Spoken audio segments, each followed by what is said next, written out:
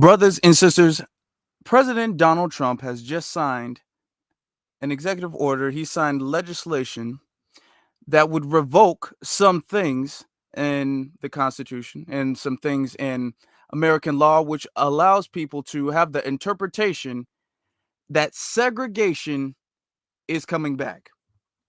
We have much to discuss, so y'all make sure y'all lock in. The price of freedom is death.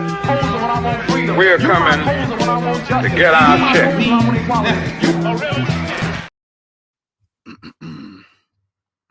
Black First brothers and sisters, how y'all doing this evening? All right. This is Afro Elite talking to you guys. I changed up the intro a little bit. Y'all see it? I changed it up. I messed it up a little bit, but I changed it. I think I stuck the landing pretty well. We're a little bit behind schedule this evening. Took me a little bit longer to get home than I thought, but it's okay because we are here. But like I was saying, we got much to discuss, okay? Is segregation coming back? Are we going to, is segregation going to come back? Are we going to start drinking again out of a colored water fountain? Is that what's happening? What's going on? Because a lot of people are saying that because of some executive orders that Donald Trump has signed, he's repealed back some bans that prohibited segregation. That's really what it is he's saying that now this is technically going to be the return of segregation. Well, there's a lot that we have to discuss with this, okay? Number one, thank you guys for being here. That's just number one. Just number one, can we start with that? Can we start with thanking you all? Thank every single last one of you all. Number two, make sure y'all like after I thank you guys. And then I want to thank you again for liking. Number three, ultimately, just getting to the meat and potatoes of it. No, this is not the return of Jim Crow. This is not the return of segregation. We're not going to go back to a colored only bathroom and a colored only water fountain and a colored only swimming pool and all that. That's not necessarily what's going to happen. However, it is interesting to find out that a lot of people are not nearly, a lot of FBA are not nearly as opposed to the idea of segregation as a lot of people might have thought. A lot of people are actually more than happy to actually return to segregation. And we're going to have to actually get into that a little bit more because some of the energy is correct. However, let's make sure that we take the energy and we move into the right direction with this. Now, before we really get started, because we a couple minutes in, we already got 100 plus people in here, so we already cooking, we already ready. As you guys are hitting that like button, I'm gonna play the copyright disclaimer just so we can make sure that we all good. So I'm gonna play the copyright disclaimer. Y'all sit right there. Y'all hit that like button, subscribe button, share button, all of that. I will be right back. Here we go. Copyright disclaimer. Under Section 107 of the Copyright Act 1976, allowance is made for fair use for purposes such as criticism, comment, news reporting, teaching, scholarship, and research. Fair use is a use permitted by copyright statute that might otherwise be infringing. Nonprofit, educational, or personal use tips the balance in favor of fair use. Okay, got that out early. All right, we got that out early. All right, so let's actually get into what it is, because a lot of the media, and I want y'all to understand that the mainstream media, what they are trying to do is they're trying to make any and every single thing that Donald Trump does be the return of segregation, the return of Jim Crow, the return of slavery. Why they want to do that is because they understand that if they establish this successfully, then what that means is the Democratic Party is not going to have to actually show up and fulfill any of their promises. It's just going to make them the quote unquote better option by proxy. That's all they need to do, because that's all they've been used to doing, is by at least appearing as the better option by proxy.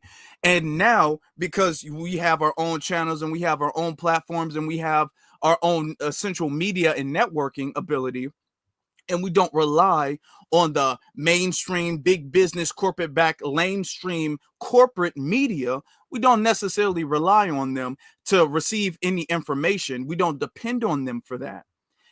The pendulum has switched. It swung to the other side.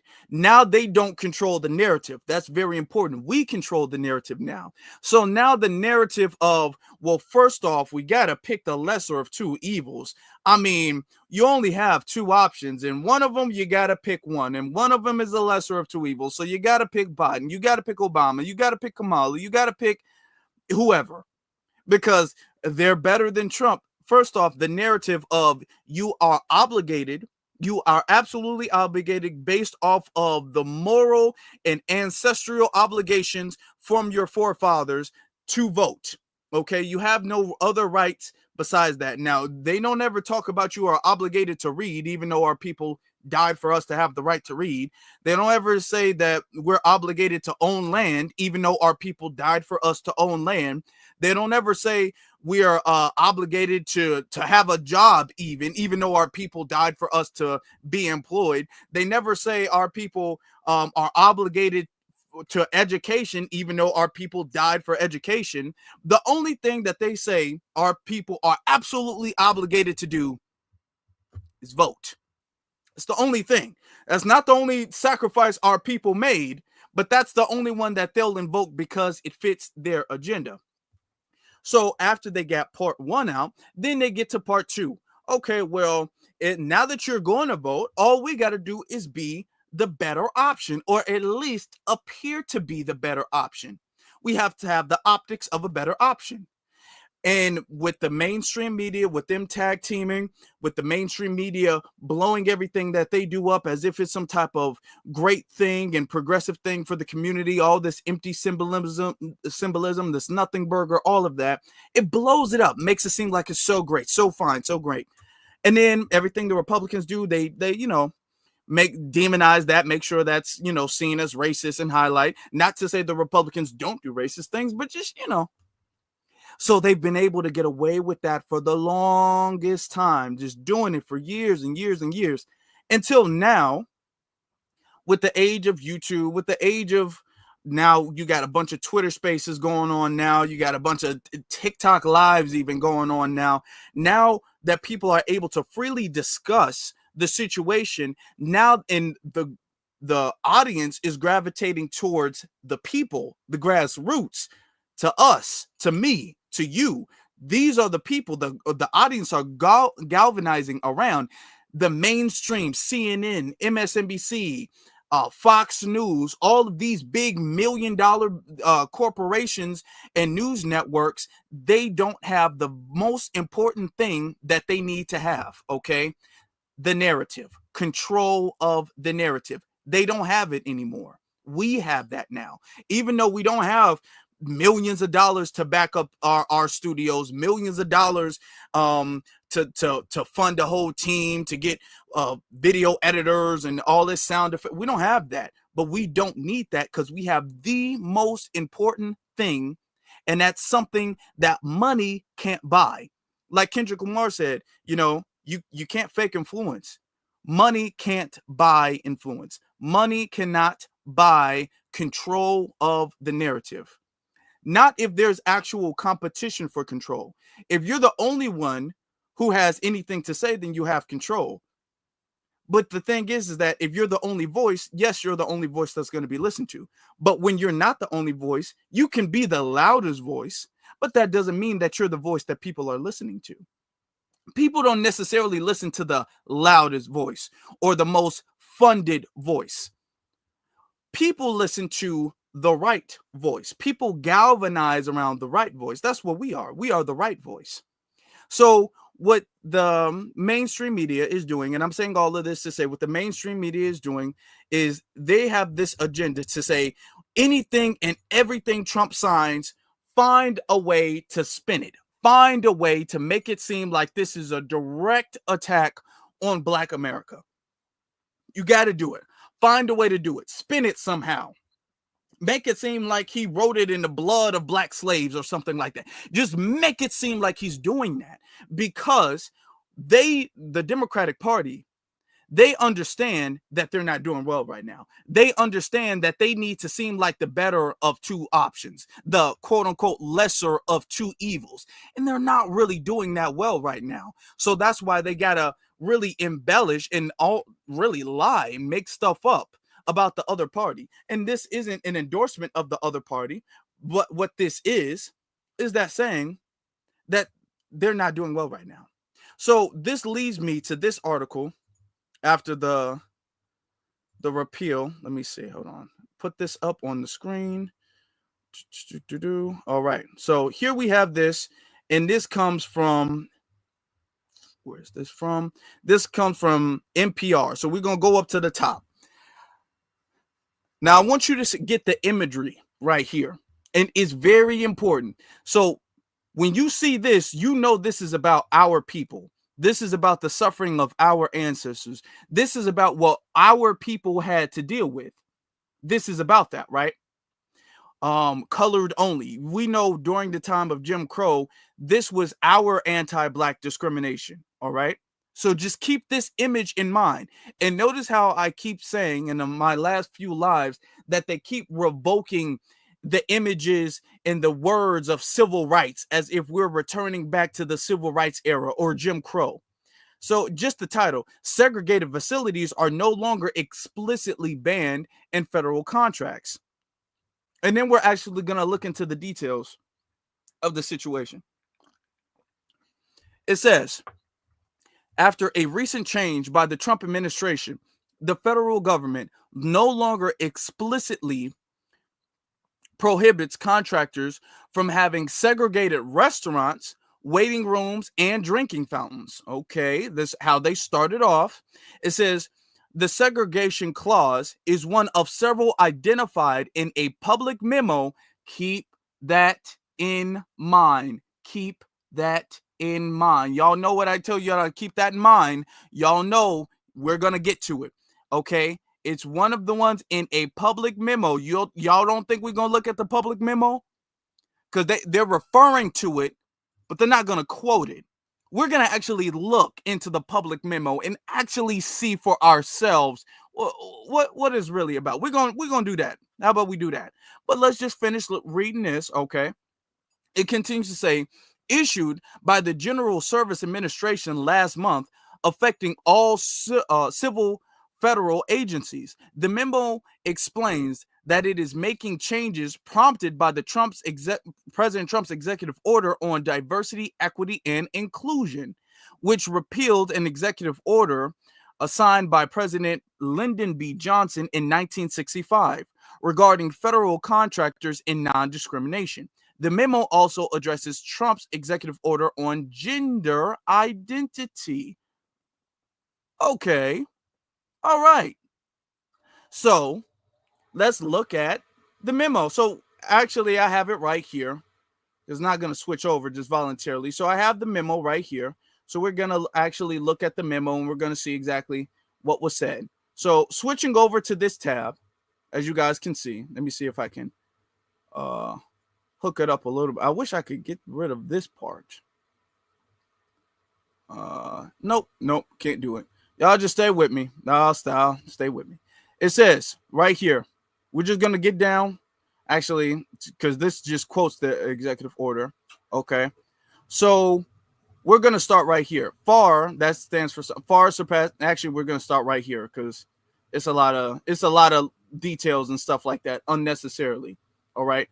And I'm going to be as quickly as possible with this. It says, contractors are still, now listen to this part, contractors are still covered by existing United States laws on civil rights non-discrimination, which means that according to the civil rights law, because it's not an executive order, the Civil Rights Act of 1964 is a law. It's not an executive order. So legally, you cannot say, well, we don't hire black people, because that's discrimination. That's against the law. It's not against an executive order. Trump, even if he wanted to, does not have the power to change that. Okay. And this is what's in the memo. Let's continue. Well, what is the memo about then? If it's not about that, what is it about? We don't know. Let's continue to find out. It says these laws apply whether or not the company is a government contractor. Okay, so what may the laws be about then? The Department of Labor sends a message stating on January 21st, 2025, the White House and the President Donald Trump issued an executive order ending illegal discrimination and restoring merit-based opportunity, which revoked Executive Order 11246 for 90 days from the date of this order. Federal contractors may continue to comply with the regulation scheme in effect on January 20th, 2025. You made me read the message. Okay, but it doesn't explain what this executive order is about. What is this about then? So let's continue. It says, hold on, this is the big part, y'all. This letter also addresses Executive Order 14.16.8. It says, defending women from gender ideology extremism and restoring biological truth to the federal government by removing the term gender identity at FAR 22801 and the clause at FAR 20 Part 52 that includes the term. So this thing that everybody is going around saying that this is going to be the return of segregation, this is going to be the return of Jim Crow, and they're using images like this, and they're saying that, oh my God, Jim Crow is coming back, everything is coming back the way it was before, and we're going to go back to drinking out of colored water fountain, and then every black person is going to be fired, and no black person is going to be able to get a job, and there's going to be massive housing discrimination. The outrage that they wanted us to have, these images that they wanted us to have, and they wanted us to be in fear of the legislation. But when you actually look at the details, ladies and gentlemen, I wish I could make it bigger for you. It says defending women, biological women, from gender ideology extremism and restoring biological truth to the federal government. So what does that mean? Well, why does he need to do all that? Okay. What this means is that in federal contracting, that's all this is about. In federal contracting, you would be able to say, okay, well, we want a woman for this position, we want a man for this position, whatever the case is. We, as average, normal, sane people, would identify as a woman, as a female. We don't really separate the two. Just like we don't separate a male and a man. We don't separate the two. Even if we say, well, that's a real man or whatever the case is, we understand that being a male is the core of being a man. You can't be a man without being a male, just like you can't be a woman without being a female. We understand this, okay? But there's extremism and extremists out there who's saying that being a male or a female doesn't matter at all to any degree over if you're a man or a woman. So when that goes to the federal level and stuff like that, if a biological male, stay with me, if a biological male says, well, today I identify as a woman. Now, I don't have to be a female to be a woman. I could just be a woman anytime I want to. So I was a man yesterday, I'm a woman today. It's just what it is. So I get to go in the woman's bathroom because I'm a woman now. So they get to go in there. Now, in my facility, I can't tell this male he can't go into the woman's bathroom because that's discrimination. I can't say that. So when it comes to these contracts and stuff like that, these are things that transgenders were taking advantage of because this was discrimination against their gender identity, which is the memo you see right there. I want you guys to see when we were looking at it, or remember when we were looking at it, the word black didn't come up. The word colored or minority or anything that refers to us didn't come up. This is about transgenders, y'all. But yet you got the damn Democratic Party just flipping out, tweaking about this transgender stuff. They sit up there looking like, oh my God, we're going back to colored bathrooms and we're going back to this, and I can't believe Trump is doing this. This is not about us. This is the same thing that they were doing with DEI. And how many videos and live streams have we made about DEI? They did the exact same thing. When they was all like, DEI, y'all know what that means? Y'all know what that means? That means that Target, if Target can lynch you, Y'all better, if you go to Target, they can lynch you and kidnap your kids. That's because DEI. That's what they were saying. That's what they were saying. They were saying that, well, if Target don't imply DEI, that means that they don't like black people anymore. When has Target ever really liked black people? But anyway, that's what they were saying. And then when you look at the details of DEI, and I showed you with Jamal Bryant, DEI mainly benefits all of these other groups of people, especially the LGBT. I'm going to say something. As of recent times, especially under the Obama administration, and we just got to call it what it is. This isn't meant to be hateful. This isn't meant to be judgmental. This is meant to address what the reality of the situation is. All of these inclusive DEI stuff, all of that stuff is meant to benefit. Number one would be the white female population. And then number two, which is really approaching number one, would be the LGBT community. That is the reality of the situation. So anytime somebody says something like, you know what, okay, we see this DEI policy means that we got to include this transgender bathroom, so we just going to cancel that. Oh, you attacking black people.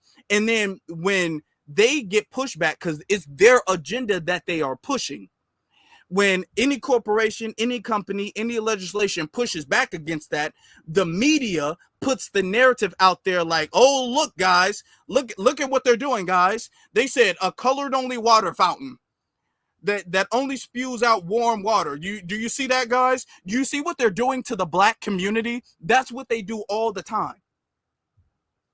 So any attack, and we have to keep this in mind because this is apparently going to be the way forward for the next 4 years or so. Any attack on anything at all, any slight inconvenience on any other group of people is somehow by proxy an attack on us. The whole, well, you know what, we're going to stop all this anchor baby stuff, so we're going to revise the 14th Amendment. Guys, y'all know that's an attack on black people. That's an attack on FBA. How is it an attack on us? Y'all know all the deportation of all these Hispanic illegal immigrants. They're coming to get you next. How is that an attack on us? Notice how every single thing that's being done, it's somehow an attack on nobody. No other group of people is being put to the forefront or given the spotlight of this. Foundation Black Americans, we have had the spotlight since Trump stepped back in office. Is y'all know he's doing this to you guys next. He's doing this to you guys. I'm talking about they reaching, dislocating their arm, reaching, trying to come up with some type of way about getting us on board, because what they want us to do is they want us to go out there, they want us to march, they want us to protest, they want us to be angry, they want us to be upset, they want us to go out there and be all like, Trump never, we gotta defeat him, we gotta vote, we gotta get the Democrats back in office because this Republican has gone mad, this is fascism, we will not stand for our nation being turned like this, this is divisive to people. But we just ain't going. We just really not going. Really. And what the ironic part about that is that you've seen what the whole, just the narrative, even though I've just firmly established to you guys by actually reading the official memo, the public memo, that the whole segregation and colored water fountains and a colored swimming pool with the colored bathroom, it's not happening. It's just not. But what's interesting is that the community was really not that bothered by it. To be very honest, I put up a poll, not a poll, a post. And to be honest with you, most of the people, which I'm not necessarily surprised by, I'm going to show you guys the responses to it. Most of the people in the post actually was cool with it. Nobody was really tripping off of segregation like that. When you look, let me see if I can see the comments real quick. When you look at the comments of it, hold on. Where is, okay. I don't like the fact that StreamYard is doing this now all of a sudden. StreamYard, stay doing something. Always try. I mean, I like the fact that they try to update, but you know, sometimes it can just be difficult. Okay. I was just looking through it, and we're going to get to Roland Martin in a second.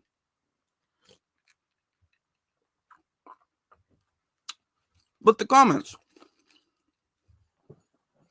I've separated. Look, I've separated my life from those demons 68 years ago and loving it. Okay. Wow. Okay. I mean, look at this. Another one right here. I'm for it 1000% because during Jim Crow, our communities had black businesses, whole families, staunch morality, community values. We helped each other. We helped each other when necessary. I mean, look at this. Look at this. Another one. Who's to say that would be a bad thing? You know. And another one. Hey, we did have more. We got more done. Another one. Cut the checks. You know what I mean? Another one. Bring it on. I'm cool with it. I was born and raised in segregation, and I'm still trying to figure out what I'm missing, what I'm missing out on.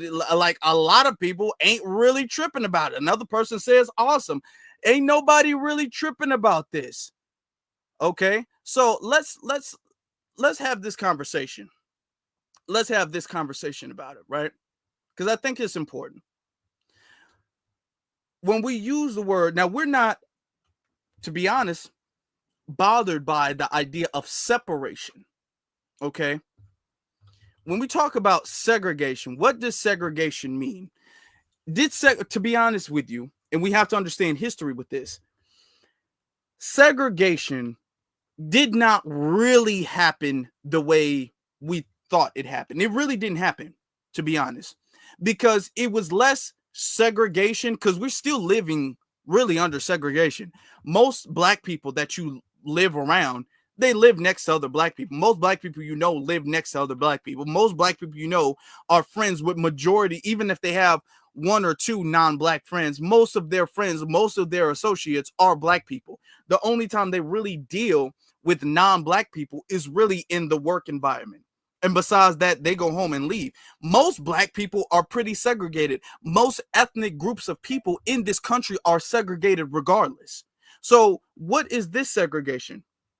This is a society that is on paper legally integrated, but still socially we're very much so still segregated without the consequences of integration. So if we did go into a store or a town that's predominantly white, you know what I'm saying, legally we would be okay. Now would we be safe?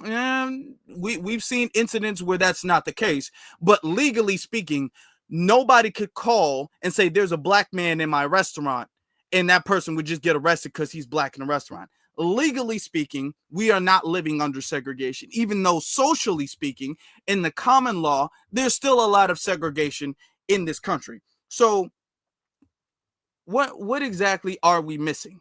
Okay. And when people talk about segregation, I want to say this: segregation was not this utopia that I think a lot of people are maybe making this joke about. Segregation was not a good thing. Okay. What we are thinking of when we think of segregation, when the people think of segregation, when we think of that, we're looking at the aspects of where our community was prior to integration and juxtaposing that to integration and then the result thereof integration. Follow me with this, y'all, because we got to understand history to get the direction correct. When we look at segregation, we think, oh, we had our own grocery stores, we had our own schools, we had our own hospitals, we had our own this, we had our own that, we had our own that. So segregation was a good thing. No. And when I say segregation didn't truly exist, and here's why I say that, because as a black person, if you went into a whites only restaurant, you could get arrested and they would put you in jail. They would beat you up and put you in jail. If a white person went into a black only restaurant and you called the police, say, hey, there's a white person in my black only restaurant, nothing would happen to them. As a black person, you couldn't go into the whites only bathroom, but the whites could go into the colored bathroom. So it was less complete segregation and more blacks aren't allowed.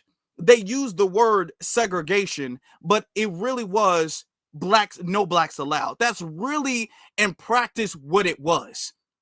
because you saw consequences when black people broke segregation laws. You did not see consequences when white people broke segregation laws.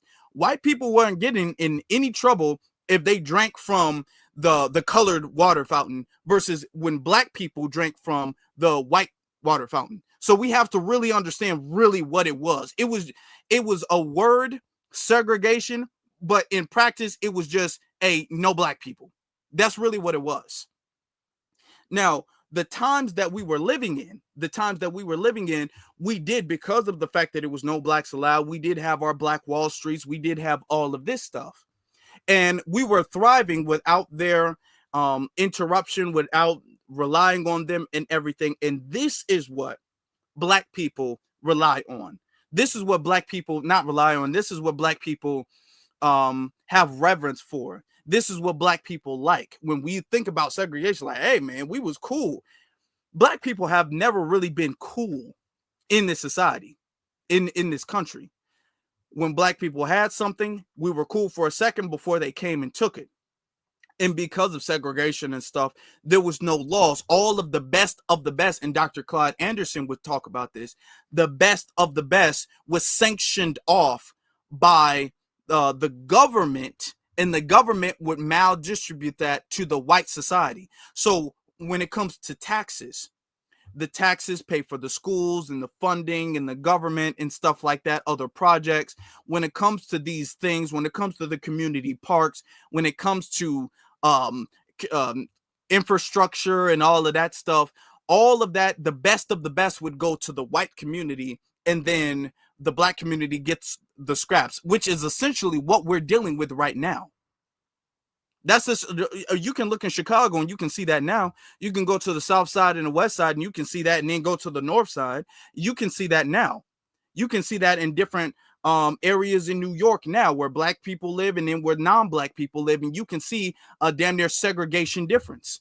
So this is the situation now. But what we want, I want us to be clear about what we really want out of the situation. What we really want out of the situation is, if we could substitute the word for a better word, segregation, if we could use a better word for that, a more fitting word, is we want independence. What we want to have is almost an independent society that is not reliant or dependent or inclusive to other communities. That's really what a lot of people are talking about. The same way these other groups of people have. For instance, if we talk about the small hat community, they still live under segregation. I mean, socially segregation. But the thing is, they have their own restaurants. They have their own grocery stores. They have their own schools. They have their own banks. They have their own pretty much everything. They're not restricted, because segregation, the word, it means you're legally restricted to this area. We don't want to be legally restricted. Okay, we don't want to be legally prohibited to anything. This is our country. Keep this in mind. We don't want to be legally prohibited to that. But what we do want is we don't want to rely on Chase Bank. We don't want to rely on their schools. We don't want to rely on their grocery stores or their restaurants. We want our own things to be an independent nation, the same way we had back during the Wall Streets, where we're independent. We're not relying on them. We're self-sustained. We're a self-sustaining society in the country. That's the same way other groups of people have. Even though we're not restricted from anything, but still we can govern ourselves. Okay, we are separate from them socially, even though we're already socially separated from them. So what will be the difference is, the thing is, we're socially separated from them, and we can also be economically separated from them and still be self-sustaining. You know what I'm saying? Y'all getting me? I see a lot of y'all in the chat room lighting the chat room up. This is exactly the message that we need. So when we all like, hey man, segregation, let's have a very realistic and accurate understanding of what segregation is, and then say, okay, well, this is the good part about that, but that part is really the independence. So let's really just use the word independence or separation and we want to be our own self-sustaining society. And I don't even want to say independent, like separate, because then people are like, do y'all want a separate country in the country? Because that's some of the ways that they were talking about. We want a separate country. No, other groups of people don't have a separate country in their own community. Chinatown is not a separate country. These other the small hat communities, they're not a separate country, but they are an independent community because they have the economy to rely on themselves and be self-sustaining. So this is really our goal, the same way Black Wall Street was before they destroyed it. All right. So we have to really know what we want, because if we're heading in a certain direction, we don't want to head in the wrong direction by thinking we want this, but we really want this, you know. So that's what we're saying. We want separate yet independent. We want to be an independent society that is, and I want to keep this in mind, that is still treated as fairly and justly by the overall government than every other society. Because back during segregation, if I had a situation, my store get robbed, I call the police. Police may not show up most of the time. They don't show up. Our people have always been through the thing of the police just ain't gonna be here. They just not gonna show up. You talk about your store getting robbed, they ain't gonna show up. The insurance, they ain't gonna pay you. You just down out of luck. Now, in the white society, that's not the issue. You call the police was right around the corner, right there. So, and the state funds the police, the government, essentially. So this is what we want. All right. Got a drink after my Afro Elite cup. I want to get to rolling, but let me get to some of the super chats real quick. Migrant said FBAs will be deported back to Africa. That's not gonna happen. It's never happened where FBAs were forced to go back to Africa. Even when you talk about the FBAs that went to the land that became Liberia, because it wasn't Liberia back then. It became Liberia after the FBAs integrated it and then flipped it and became our own independent society. But we can talk about the history of that a little later. They volunteered to go back. That's the truth. They volunteered to go back. So we weren't forced. So that's never happened, and it never will happen, okay? Because this is our land, so it never will happen. Thank you for that. Our sister Nisi, the mod, says FBA's response to this madness was yawning. Yeah, we was really not tripping about it, because, and I'm glad to see that we are ready to separate and become our own self-sustaining community. Okay, and I'm using my words very carefully instead of nation, because I don't want people to be like, oh, that sounds like Civil War talk. No, a community. There's multiple different communities that are self-sustaining and self-reliant communities, because the government essentially allows that to be, except us. So we want to be a self-reliant community where we don't want to depend on outside communities, even for business or anything. We want to be able to rely on ourselves. We don't want to be legally prohibited from any parts of this society, because we shouldn't be. It's our country, it's our nation that we built, so we shouldn't be legally prohibited from anything. But we don't necessarily want to have to do business at a white-owned bank. You know what I'm saying? So that we got to be careful with that. But ultimately, as far as separating ourselves, we was cool. We wasn't out there marching and protesting and flipping and tripping, and we wasn't doing none of that. Then my brother AO says, we are not confused, blind, deaf, or dumb. We're not. Which is why the whole, ever since he's gotten in office, they've been coming up with scare tactic after scare tactic. And thank you for that. It was a nice super chat. Thank you for that. They've been coming out with scare tactic after scare tactic. They said slavery is coming back. Oh, he repealed the 14th Amendment. Don't y'all understand what that means? Slavery is coming back. We're going to be back to picking cotton in the fields, y'all. When that didn't land, because it didn't, they'd be all like, oh, well, I mean, Jim Crow is coming back. Oh my God, Jim Crow. No, not Jim Crow. Jim Crow is coming back. It's going to destroy everybody. No, not Jim Crow. And everything was, they relied on that, and they pushed that narrative, and they pushed it, and they pushed it, and they pushed it, and it just didn't work. It's not landing. It's not working. But the Democratic shields, y'all know the Democratic shields, they're going to get out there. They're going to try their best. You got Bowling Ball, Mr. No Neck Martin. He's out there and he was tripping about it. And he was talking about, see, this is the doom. I was telling you guys about the doom, the doom. So it was about all this doom and all that stuff that he was talking about. We're going to listen to what Roland had to say about the situation. We're going to listen to it. All right. So this is really going on here. That people need to understand what is really going on here. The right is trying to target every economic program or initiative that has aided Black people and benefited many others. Keep that and benefited many others. Keep that in mind. Keep that in mind.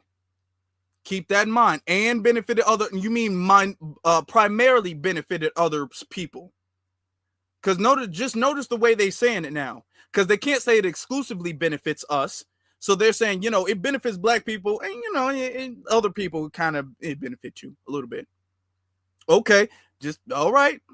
Let's let Roland talk. That's all we got to do. Let's just let him talk. Let's just let him talk. Since the Black freedom movement or the civil rights movement. That's what this is all about. To attack affirmative action in colleges and universities, to attack. Did the attack, I'm asking a question because I might be incorrect with this. Did the attack on affirmative action, did that harm Foundation Black Americans or did that harm the agents that were protesting affirmative action? Which community did it really harm the most? And then by proxy, also the white women who rely heavily and primarily on affirmative action. Which community really was the most harmed by affirmative action? Because last time we had a live about it, we looked at the statistics about it. The Black community, the Black students were not at all affected. Actually, it helped, really. If we look at the data, it really helped. But here they go, because they make every single thing about, oh, y'all know this is an attack on Black people. It's an attack on Black people. Even if we're doing better with it gone, they're still going to call it an attack on Black people.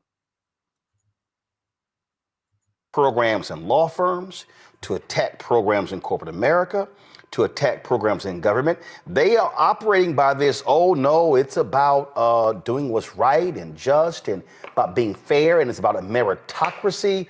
When the fact of the matter is, this country has never had a meritocracy. It's never existed, ever.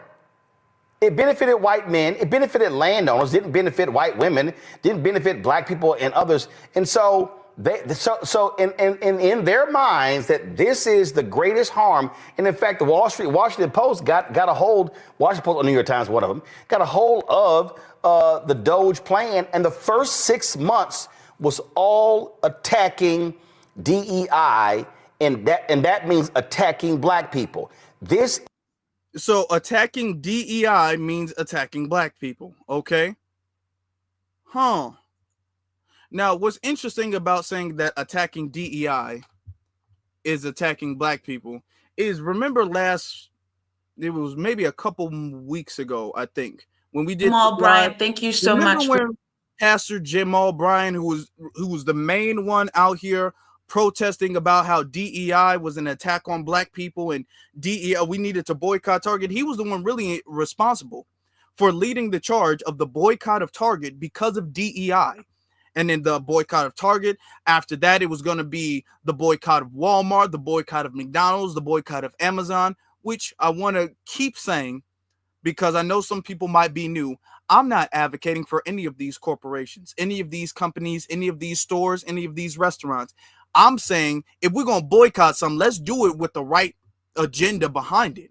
Not no agenda about no DEI. And even he had to admit that Black people are not the main beneficiaries of DEI. Listen to him. Those on the board. We are looked at as consumer partners that we are. We're not looking for a favor. We're looking for respectability. And corporations are not showing us that. The reality is, Faith, African Americans are not the number one recipients of DEI. White women are. But Americans are not the number one recipients of DEI. White women are. Americans are not the number one recipients of DEI. white women are. But still, to make America great, I think that we've got to look out for everybody in order to have a equal access to the starting line. Now, I want y'all to remember that.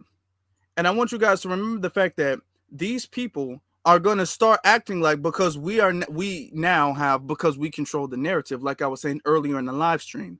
Okay, I was saying that to give the basis of they're going to say, because we've controlled the narrative so much. We've also mentioned the fact, and we've brought to light the fact that white women are really the main beneficiaries of all of these initiatives and programs and things like that y'all claim help us. It's really white women. It's them who do all that stuff, who benefit all that stuff. It's them, not us, but we're the face of something that benefits them. They're never the face of something that benefits us primarily. Nobody else is the face that benefits of something that benefits us. We're always the face of something that we're the last of. Nah, we cool with that. So now what they're going to start doing is they're going to start advocating for white women. Just keep that in mind. Remember, he said that. Now let's go back to Roland. Is a massive economic assault on Black America. And I don't think even a lot of us really understand how deep this is. A massive economic assault on Black America. So essentially was getting replaced and erased. Was that not a massive economic assault? Did we not go through massive economic assaults during the Biden administration?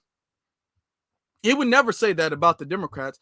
But what I find very interesting is that the lady he has on his panel, I'm not sure what her name is, but she asked a very interesting question. And Roland had an even more interesting response to the question. So let's listen to that.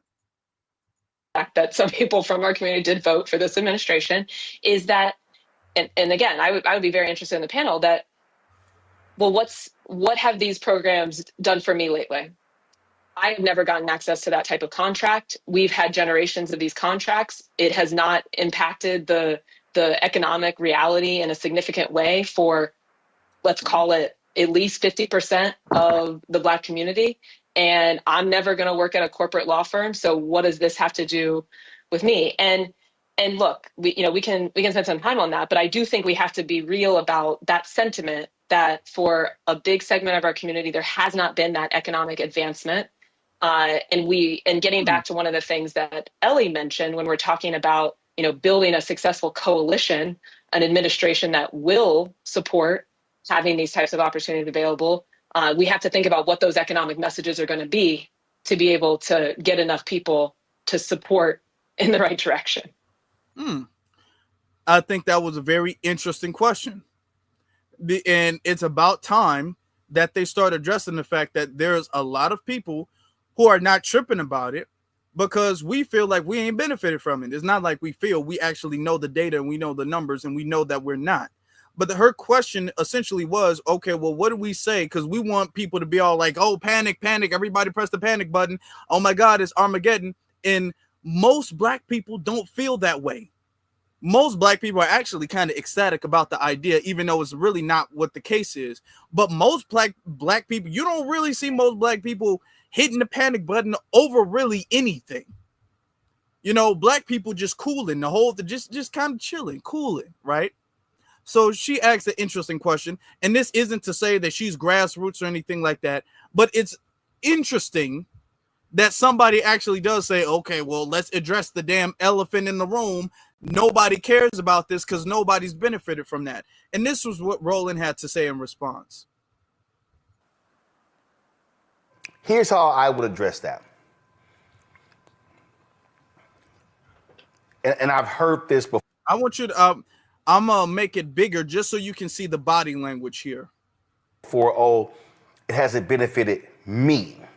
Okay. Anybody in your family? Anybody in your neighborhood? Anybody in your church? The reality is last year. Anybody in my family? Anybody in my neighborhood? Anybody in my church? I can't speak for people outside of the family, but I know based off the data DEI is not really beneficial. No. Is there somebody in the neighborhood who might have benefited from a program or two? Possibly. There may be one or two, but collectively, we are looking at the overall total result of everybody who benefited, and we're seeing ourselves at the bottom of the list. So he's like, oh, it doesn't benefit me. No, we're not talking about ourselves. We're talking about Black society as a collective. Has it benefited Black society as a collective? And the answer is no. No, it has not. So what he wants us to do is now he wants us to individualize DEI and all of these programs, but not for ourselves, for somebody else who may have benefited from it. So we have to now come up with some imaginary figure of someone who's benefited from these programs. And then say, well, it's not about us. It's about this person who may live in my neighborhood.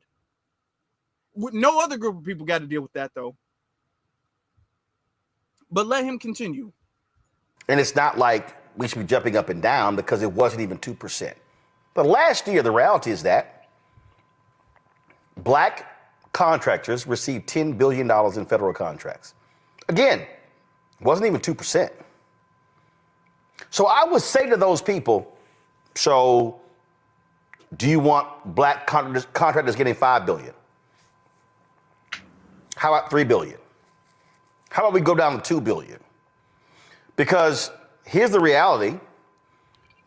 In Black neighborhoods, you have Black organizations that are dependent upon the largesse of Black people who work. Black churches, HBCUs. So when someone makes that comment, Mustafa. Huh? What does that mean? What? Well, no. No. Okay. Let me pull myself back up on this. Let me pull myself back up. Okay. Let's just say for the sake of the argument that his number is correct.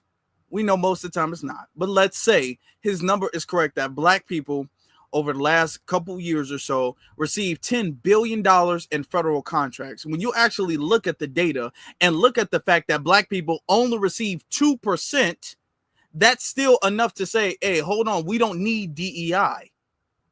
We don't need DEI. He's like, yeah, it might be 2%, but there's still 10 billion. Yeah, but that means you are still advocating for someone else to get 100 billion. So you mean to tell me, which is essentially the crumbs. So you mean to tell me what Roland is doing right now is he is advocating for crumbs. And he's sitting up here saying that, yeah, although we're getting crumbs, there's some pretty good crumbs if you really think about it. I mean, don't we need crumbs? Don't we all need crumbs? No, this is crumbs. And what is making this crumbs is because you're advocating for these other communities to get the rest of the loaf. When we acknowledge the fact that, hey, this community is getting the rest of the loaf and we're only getting the crumbs, they come back and look like, well, not that we shouldn't be getting more than crumbs. It's looking like, well, hold on, why y'all complain about some crumbs? I mean, crumbs is good. He's literally saying, let me take it back. I'm sorry. Let me just take this back. Hold on, y'all. He literally just acknowledged that it's only 2%. And then he continues to say, I mean, but that's still a lot. That's literally what he just did. Of Black people who work. Hold on. In Black neighborhoods, you have Black organizations. Hold on. So I would say to those people, so do you want Black contractors getting $5 billion? Last year, and it's not like we should be jumping up and down because it wasn't even 2%. Last year, and it's not like we should be jumping up and down because it wasn't even 2%. We should be jumping up and down because it wasn't even 2%. Because it wasn't even 2%. Because it wasn't even 2%. It wasn't even 2%. Roland, with his on live, acknowledged that what we was receiving after this whole thing that he's literally telling us we need to boycott for. We need to boycott Target. We need to boycott Walmart. We need to boycott Amazon. We need to boycott McDonald's. We need to boycott any and everything that doesn't support DEI. We need to be outraged by Trump. We need to be out there with picket fences and or signs and whatever, and protesting and screaming with to the top of our lungs. We need to be out there registering the vote so we can get any Democrat at all possible, so we can replace this Republican dictatorship and this regime and agenda to bring fascism back to America. And he is acknowledging that it wasn't even 2%. After you tell somebody, yeah, the program that's off the plight of black people, even though black people were getting less than 2% of the benefits, the conversation is over. Oh, what? The second you read those numbers off to me, conversation done.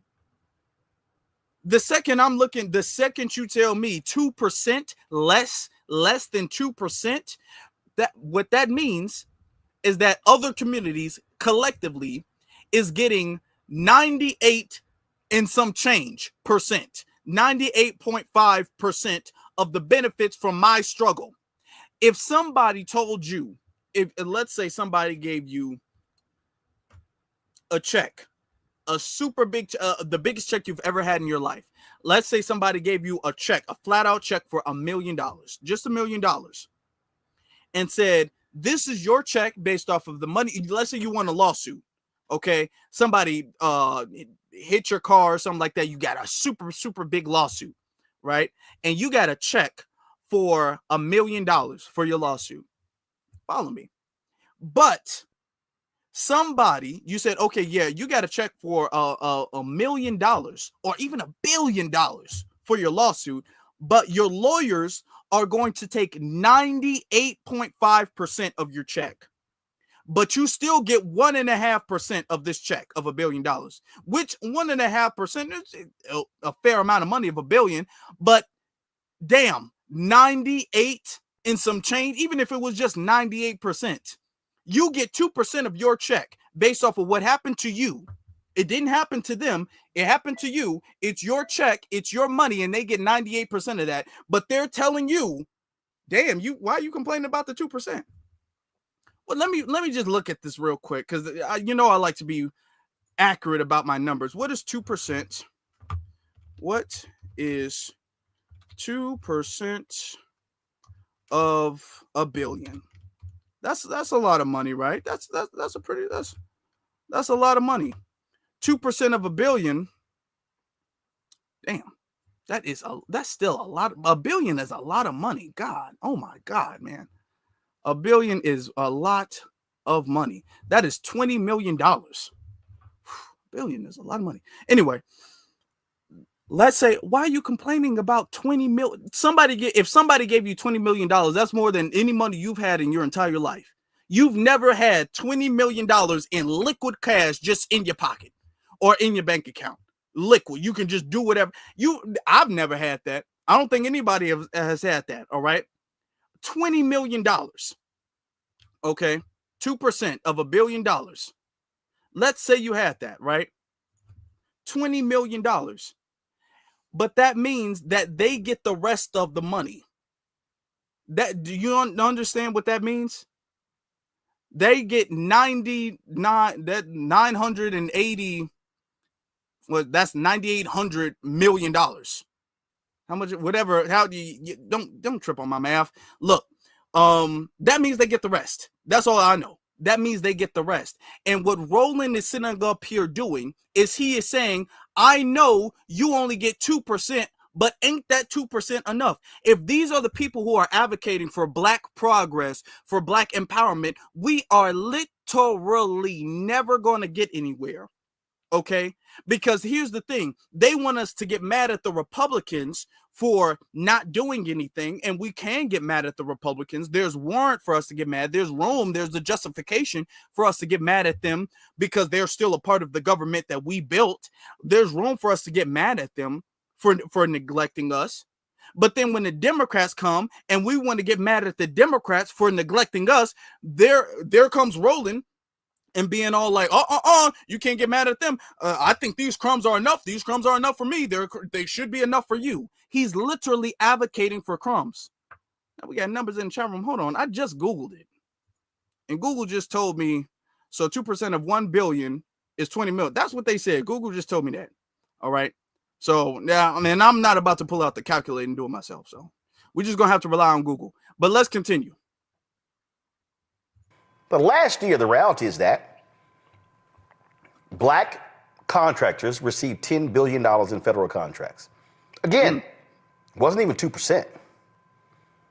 So he says it twice. He acknowledged it wasn't even 2%. But there's no need to have another conversation after that. But what do you mean, but? Say to those people, so do you want black contractors getting $5 billion?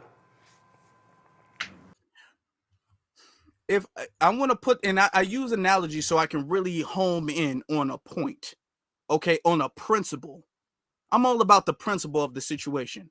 If I gave you a check and says somebody is going to take 92% of the money, you'd be all like, damn, that's a lot. That's a big percentage of my check. Well, it could be 99%. Why you complaining? It's not, I can see if it was 99%, you want it to be 99%, it's only 92%.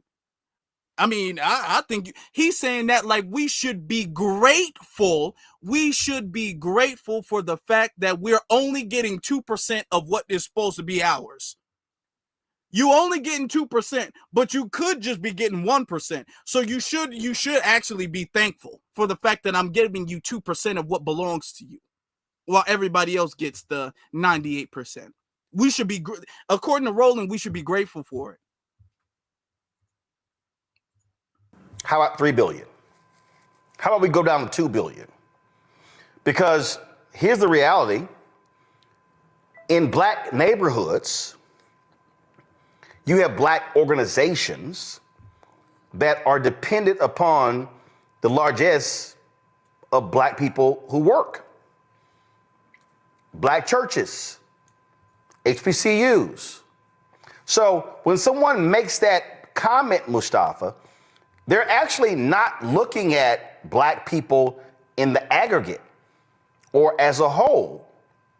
And so I hear. No, we are looking at black people as a whole. What Roland is doing is he's talking about a handful of businesses that get government contracts, because it's not a lot. Let's be very clear. It's not a lot of black owned contractors who get government contracts based off of the numbers. We already know it's not. So these are already super big, well-established black and I'm not sitting up there saying they shouldn't get anything, but I'm saying it's not a lot. What Roland is trying to do is he's trying to say, well, there's a couple of people who benefit from it, so we should essentially take the sacrifice so they can still get it. No. And to be honest, there's no proof that if it was gone, they wouldn't get anything anyway.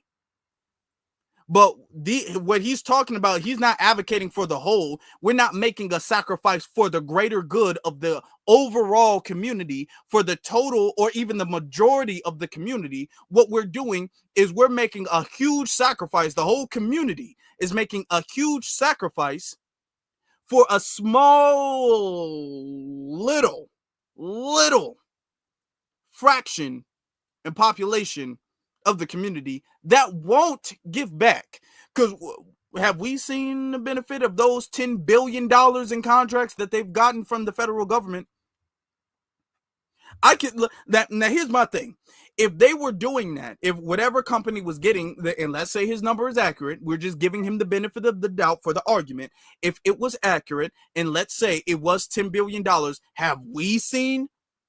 I haven't seen it. Have you guys seen? Have you guys seen the benefit of these 10 billion? It's not like he's giving this back to a after school program. It's not like they used the $10 billion and started some after school program or some health clinic or some local grocery store, or he put that in a black owned bank.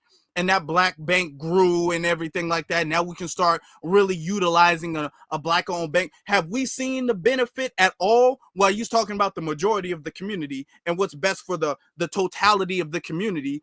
And you're talking about a couple of contracts. I could give it to you if the couple of contractors were actually bringing that resource back in, like, okay, it's only two of us getting the contracts, but we taking the money from the contracts and we pouring that back into black-owned businesses, and then they can hire more people. So still by proxy, even though we're not actually benefiting directly from the contracts, by proxy, we could still be benefiting from the contracts. And then he would have a case to say, well, by proxy, the community still is thriving off of DEI contracts.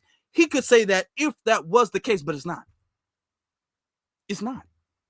It's not the case. That's not what's happening. These are people who are already more than likely boule. These are boule people, boule contractors who are already established, don't give nothing back to the community. Okay, they live sanctioned off. We don't even know who they are because they don't give back. They don't really do nothing. There's a couple of people who got contracts, which if you want to make the argument that they wouldn't get through DEI, I think that would be kind of difficult considering the fact that it's less than 2% anyway. But let's say it was. If they're not benefiting the community, what that means is the end result is the community as a collective is not receiving any benefit from DEI. That's what that means. That's how the math works. That's how the math works. Let's continue. People, you hear this phrase, Democrats have never done anything. I want to, hold on. Let me make this bigger so y'all can really see the body language here. And so I hear people, you hear this phrase, Democrats have never done. Boy, was he stuttering or what? Hold on, listen. Every time I see it, sometimes I be wanting to, be sophisticated and mature and move past it, but my pettiness just won't let me. Listen. Well, I hear people, you hear this phrase, Democrats, you hear this phrase, Democrats have never, I hear people, you hear this phrase, Democrats have never. This man is beatboxing in the middle of his sentence. Lord have mercy, but let's continue. Never done anything for us. Well, that's also a lie. I mean, so it's also a lie to say Republicans have never done anything for us. There are literal programs you can actually point to. But you can also say, okay, so what do you Hold on. Okay, so it's a lie that the Republicans have never done anything for us. Okay. Or it's not a lie. Because here's the thing. If you want to give Democrats credit, you got to give everybody credit. And the thing is that they've been trying to give Democrats an abundance of credit that they don't deserve by trying to say nobody else is doing anything. And notice he doesn't state exactly what the Democrats are doing for black people directly. He just says, oh, yeah, they've done stuff. We just can't tell you because it's, we can't tell you for whatever reason, but they have done stuff. Just take my word for it. Believe me. think black life is without? Now, listen to his question. He asks a very important question, and I want you guys to listen to it. You can actually point to. But you can also say, okay, so what do you think black life is without any of those programs? Now, I want you guys in the chat room to think about this question. Think about it very hard. Think about it. What do you think black life is without these programs? What would black life be without affirmative action? What would black life be without DEI? I mean, for real. That's what he asked the question. I think we should all answer the question. What do you guys think black life would be without those things? Now, I'm going to ask you guys, if you guys think that black life would get worse without DEI, if you guys think black life would be worse without affirmative action or all of these other all-inclusive, all lives matter programs, I want you guys to put the skull emoji in the chat room. put the skull emoji in the chat room. If you guys think that it would not change whatsoever because we're not benefiting from this stuff in the first place, just type the word same. If you think it wouldn't change whatsoever, just put the word same. If you think we would actually be doing better, I want you to put the check mark emoji in the chat room. I just want to know who thinks things would essentially not change whatsoever, who thinks things would be better, who thinks things would get worse. Because Roland is saying that things would get a lot worse. It would be a lot worse. We would be it would be a catastrophe. It would be colored water fountains. We would not be able to get on the bus unless we get to the back or the back of the train, because they used to make us do that too. We would not be able to get any jobs to feed our family, to feed ourselves. We'd be hungry and thirsty, and the only water we'd be able to drink out of is the colored water fountain. And we would have to go back to protesting and marching for our basic human rights. That's what Roland is saying, but that's really not the case, right? Some people think it would get a little bit better. A lot of people think it would be the same. If DEI, now I want to ask you guys this question. If DEI was terminated, banned tomorrow, and it never made the news, so you never saw it on the news, do you think you would feel its effect? Or do you think you would notice that DEI has been terminated? If you didn't hear about it on the news, and it never made a headline, and you didn't see an article about it, and nobody told you about it, do you think you would feel a negative effect from the removal or termination of DEI or affirmative action or all of these all lives matter inclusive programs? Do you think that you would feel this oppression returning from your ancestors back onto your current generation? Do you think you would feel that way? I don't think I would feel that way. But Roland thinks we would feel that way. And let's continue. Like if you want to have that conversation, here he's stuttering again. You know, when he get riled up, he starts stuttering. What do you think Black life is without any of those programs?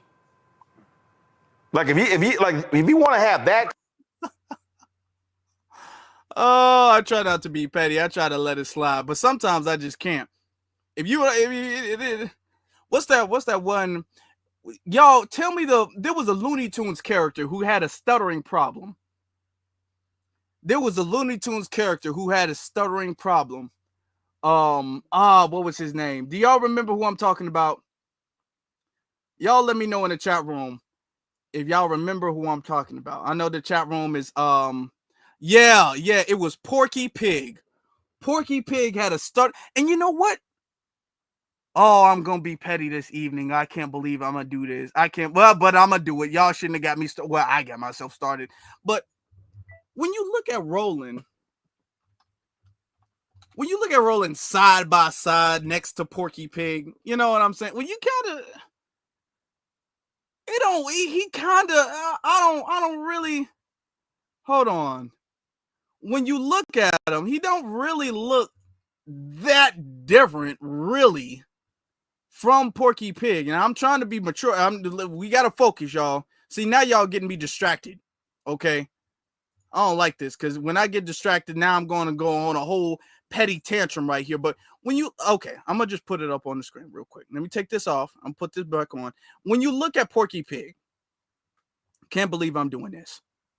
I can't believe I'm doing this. Why do y'all have me doing this? Y'all just unlocked a level of petty. I'm trying to talk about for real business, and y'all just unlocked the level of petty. Why'd y'all do it? When you look at that, and then when you look at Roland, like when you look at that and you look at the height, you know what I'm saying? You look at how wide he is, how kind of short the arms are in comparison. When you look at those things, is the head, you don't see a neck. That's because that's one of the biggest things I'm talking about is you don't see a neck when you look at it, and then you constantly hearing the stuttering. You know, I don't know. I see it. That's what I see it personally. I personally see it. I do. Personally, I see it.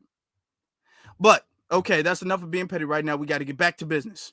All right. Conversation. Sure, let's have it. Let's get back to business. See, now you got me stuttering. Let's get back to business, y'all. All right, here we go. Like if you want to have that conversation, sure, let's have it. And we'll show you what that actually looks like. Doesn't look good. And that to me, Mustafa, is a massive mistake if that is the position of a lot of black people, because if that... Why is he addressing Mustafa when it was the woman who asked the question? It was the woman who asked the question, and he's addressing Mustafa like, okay, but okay, I guess, I don't know. Because what you're then doing is you're giving them license to say, oh yeah, we can go ahead and gut it. This ain't gonna be a problem at all. Right. We should actually be focused on how do we expand the sets of opportunities. We can't expand the sets of opportunities or anything like that, not for our lineage. And every time we do, now what's interesting is because when the Republicans are pushing something, when they're doing something, is no, how do we fight against it? We need to expand it. We need to expand it. This is about black people, black people, black people. Now, remember when we had the first rally for reparations, how many of you all in the chat room here were at the very first rally for reparations we had in 2022 in DC? How many of you guys? I was there.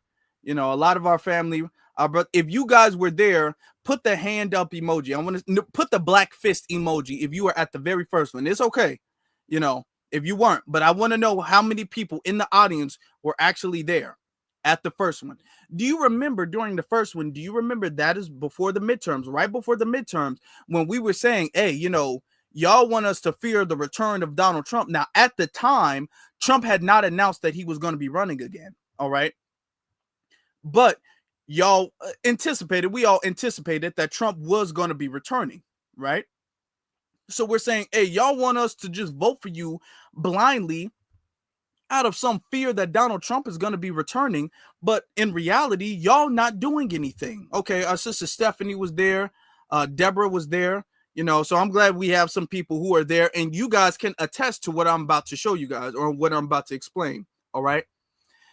So we were saying, okay, if the Democrats are in power, now remember at the time they had the House, and Congress. They had both seats, both parts of Congress. They had the House and the Senate, and Biden was the president. They had a large amount of power, and we was all like, hey, let's get some type of lineage-based something going on. Let's get some reparations going on. Let's get some programs specifically to restore the damage done to our lineage. Let's get that stuff rolling. And remember, Roland was against that.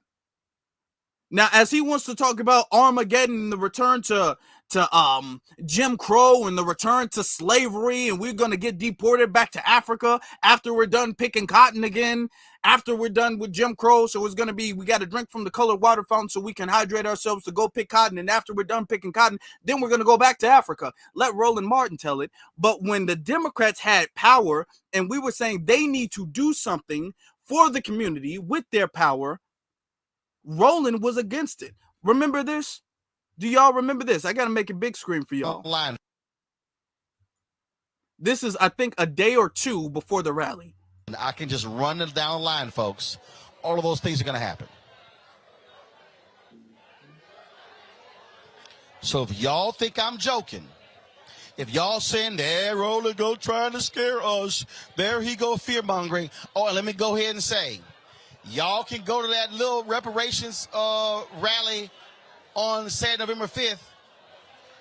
Y'all ain't getting nothing, not even H.R. 40, if they control the House and the Senate. Zero. You ain't getting H.R. 39, 40, 41, 42, 45. You can rewrite it all day. You can have Darity. You can have Yvette, Antonio. They can do whatever they want. You will get nothing.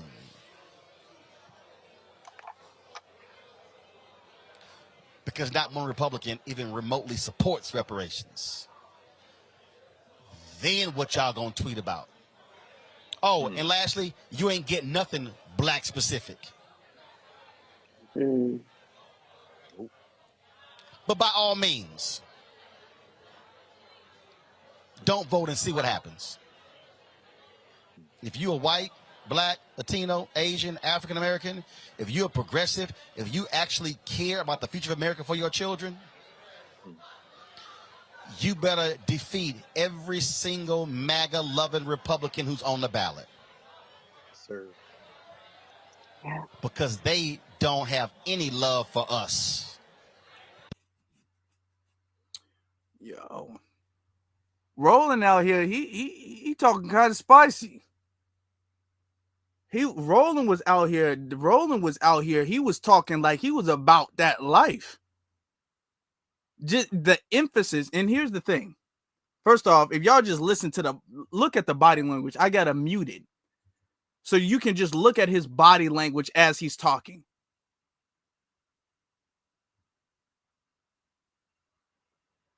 Okay. Hold on. Just look at the actual, the sassiness of his body language. And look at the condescending body language that he has. How he leans forward and says, nothing, y'all not getting nothing. Like he's talking down to a bunch of simpletons. He's talking down to a bunch of dumb Negroes. That's exactly, you're not even listening to what he's saying. Y'all heard what he just said. But if you're just reading his body language, if this was just on mute, this is the energy he was coming off with. It's more about his energy and what he was saying and what he means than even the words that came out of his mouth. Just look at it.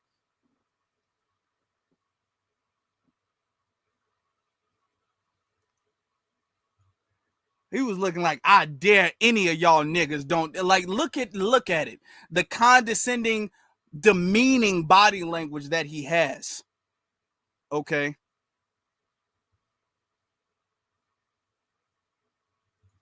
Okay.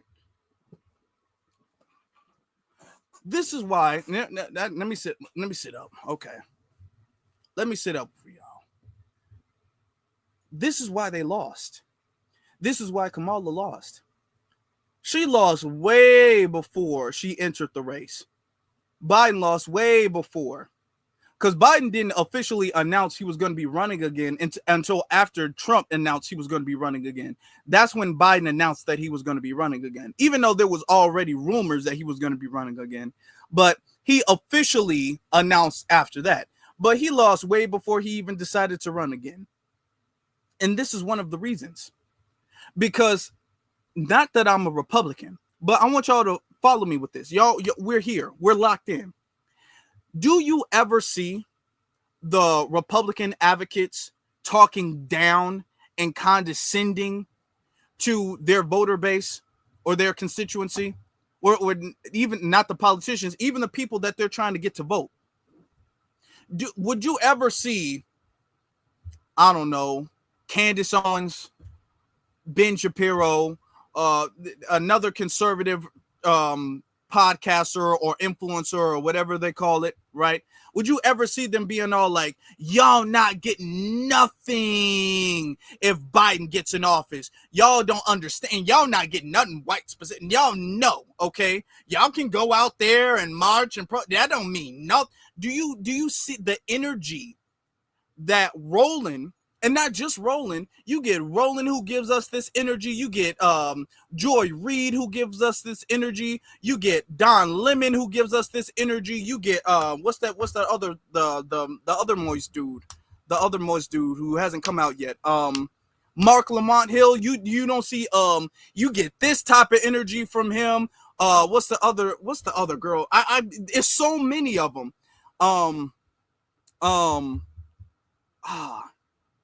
She was just on the Breakfast Club a second ago. I forgot what she is. That light-skinned girl. Who was that light-skinned girl who was just on the Breakfast Club going off against the independent girl? The light-skinned girl who was on the Breakfast Club. Not Angela Yee. It's not that one. It's the other light-skinned girl. Whoever she was. Okay, y'all put her name in the chat room. Angela Rye. Angela Rye. The condescending stuff from Angela Rye. We are the only constituency that gets this. And notice they don't even just talk to the Democratic or progressive constituency with this condescending, demeaning, okay, that insulting attitude, we are literally sectioned off. Because when they advocate for abortion access or immigration and stuff like that, when they're going and talking to the immigrant community, they don't talk to the immigrant community like that. Okay? When they were talking about the whole situation in Gaza and all that stuff, they weren't talking to the Palestinians like that. When they were talking about abortion access and all of that stuff, they weren't talking to white women like that. But when they're talking about just blatantly voting for no reason, just for the fact that you can vote, they talk to us like this. Y'all not getting nothing. I just listen to it again. Feel the condescension in the energy that he's having the whole time. He don't let up. I can just run it down the line, folks. All of those things are going to happen. So if y'all think I'm joking, if y'all saying they're only go trying to scare us. First off, I mean, dude, way to be extra. And the whole, if y'all think I'm joking, are you threatening us, dude? Like, it feels like he's threatening us. That's what it feels like. There he go, fear mongering. Oh, and let me go ahead and say, y'all can go to that little reparations rally. Now, Stephanie, are you still in here? Who else? Stephanie and Deborah. Was the reparations rally little? Did we have a little reparations rally, or did thousands of people show up at the reparations rally? I want you to keep in mind, because there was a lot of stuff going on, it was kind of last minute too. And still thousands of people showed up. And look how condescending he is. Being like, yeah, y'all can go to that little reparations rally. Dude, if we supposed to be all for black people, why are you getting upset? You would think that Roland would be in support. He should be. He should be in support of the reparations rally. But the thing is, Roland doesn't work for the people. Roland doesn't advocate for the people. Roland doesn't care for the people. Roland is a Democratic shill who's getting paid. So Roland cares about what is best for the party. And what was best for the party was that the reparations rally was unsuccessful. And unfortunately for him, it was. The first one and second one were both very successful. It was very successful, both of them, with a large turnout with both of them. Even though the first time it was kind of last minute, it was a lot going on. It was in the middle of the winter, and then the second time it was a crazy heat wave across the whole country, and still thousands of people showed up to both of them. On Saturday, November 5th, y'all ain't getting nothing, not even HR 40, if they control the House and the Senate. And who's asking for HR 40? Because we keep trying to say that's not what we want. And here's the thing. Here's the thing that messes Roland up with that. He says, we're not getting nothing. We're not getting HR 40. Well, if the Democrats control the House and the Senate, dude, the Democrats did control the House and the Senate, and we didn't get HR 40. Not that we wanted HR 40, but if with the argument that he's trying to make is, if the Republicans control the House or the Senate, either one, we're not getting HR 40. Y'all had the House and the Senate, and we still didn't get HR 40. So what would be the difference? Tell me what the difference is. If the Republicans, if they're in office, we're not getting HR 40. But if y'all in office, we still not getting HR 40. So it looked like we ain't getting HR 40 either way. But we got to vote for y'all, even though we still not going to get HR 40 under y'all. That's what we got to do. Let them tell it. That's what we got to do. Not that we are asking for HR 40 anyway. Just keep that in mind.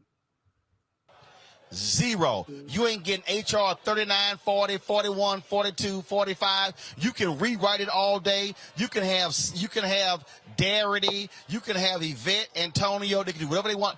You will get nothing.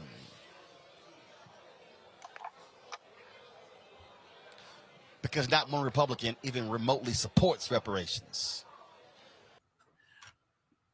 You know, what's interesting is about not one Republican supports reparations, and I've yet to see a Republican that supports reparations.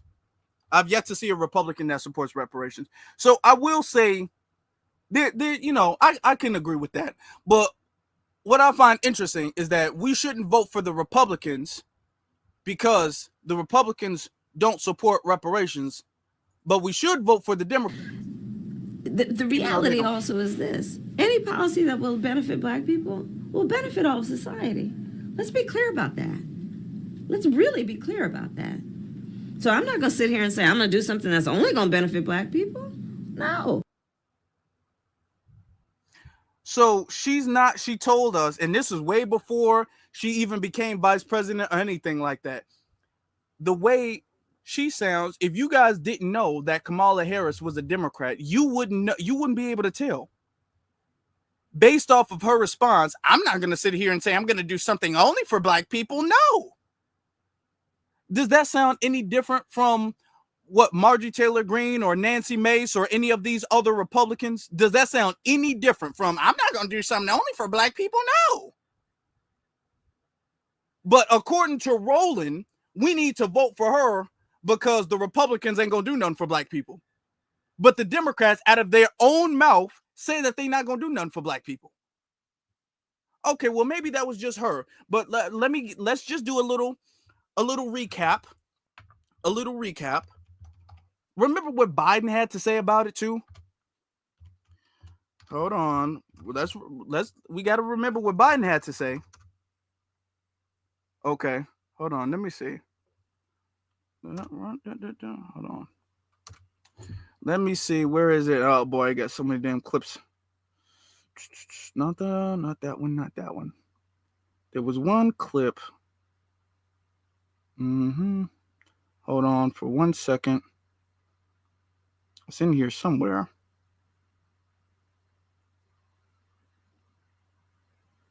Now, according to that, we got to vote for the Republicans. I mean, we got to vote for the Democrats because, of course, the Republicans don't want anything for us. They don't want anything, you know. They're going to put us in the back, right? They're going to put us in the back, according to him, okay? Remember this from Biden? This country is doomed. It is doomed, not just because of African Americans, but because by 2040, this country is going to be minority white European. You hear me? Minority white European. And you guys are going to have to start working more with Hispanics. Who make up a larger portion of the population, y'all do. Okay. And do you hear the body language, the energy and the way he says it? Sometimes it's not just what he says, it's the way people say it. Now, you can't give his body language, but listen to the way he's saying it. And listen to how all of the Black people sitting around him are just quiet. He's talking to all of these Black people like they're bad children. You know how when, you mess up, you and your siblings mess up and the house is a mess when your parents get home, and then your parents bring everybody into one room and they sit up there, they just going off. They're going off about how you guys don't clean up, how the homework's not done, the dishes are still in the sink. Look at how Biden is talking to all of these grown adults who assisted him in getting the presidency in the first place, and he's damn near yelling at them that they're going to have to fall in line the way a parent would yell at their kids. Listen. European. Hear me? Minority. He's talking to grown adults like, hey, y'all hear me? Do you get it? Like he's talking to children. Minority white European. Hear me? Minority white European. And you guys are going to have to start working more with Hispanics, who make up a larger portion of the population, y'all do. This dude at the bottom, right corner was just so ashamed he couldn't even look up. You always got that one sibling that's damn near about to cry anytime their parents say anything to him. This man was probably bawling in tears. So you had this man, okay, and then you had this woman right here. So I'm not going to sit here and say I'm going to do something that's only going to benefit Black people. No. Listen. Okay. So let's go back to how the Republicans aren't going to do anything for Black people. Because not one Republican even remotely supports reparations. Okay. Unlike the Democrats, who are constantly saying no to reparations. Unlike them, right? Then what y'all gonna tweet about? Oh, and lastly, you ain't getting nothing black specific. We ain't getting nothing black specific. Okay. But by all means, don't vote and see what happens. If you're white, black, Latino, Asian, African American, if you're progressive. Notice he said white first. I just can't help but notice that. Notice he said white first. White, black, Latino. Okay. If you actually care about the future of America for your children, you better defeat every single MAGA-loving Republican who's on the ballot. Sir. Yeah. Because they don't have any love for us. You know who else this reminds me of?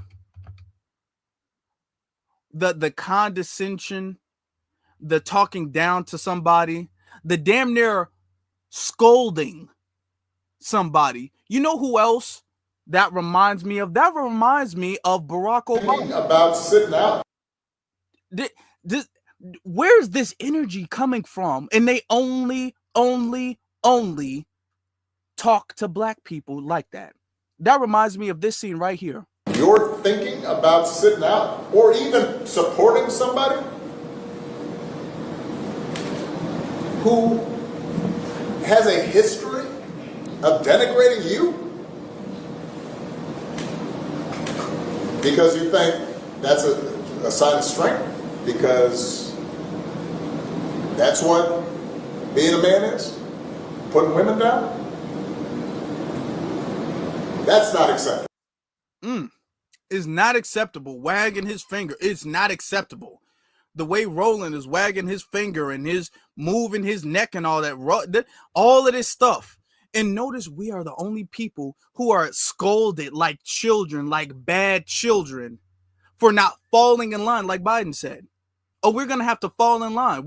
For not falling in line, we get talked down to. We get people wagging their finger at us. What's wrong with y'all? Y'all not getting nothing if y'all don't do this. Okay? And y'all can forget about anything black specific. You can just forget about that. Not even one Republican supports reparations anyway. Well, the way you talking, I don't think any Democrat supports reparations. Kamala said no. Biden has said no.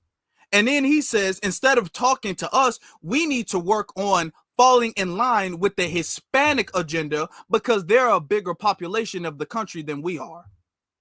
So it's not even about us, it's about the Hispanics. Let Biden tell that. You hear him? Because the problem is the fact that America's about to be minority white European. That's Biden's issue, and we need to fall in line with the Hispanic community. Notice that all of this stuff, this is why the couch won.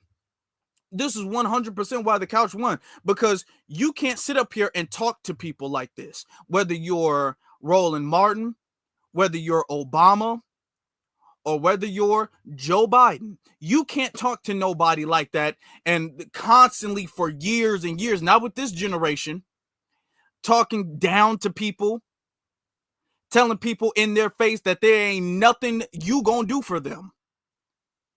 They still need to get out there and vote, but you ain't gonna do, you're not even thinking about doing nothing for them. If they ask you to, you're telling them no. Okay? And if you're a real man, you're gonna support her anyway. But don't worry about having nothing black specific, because we're not gonna get nothing black specific. Okay?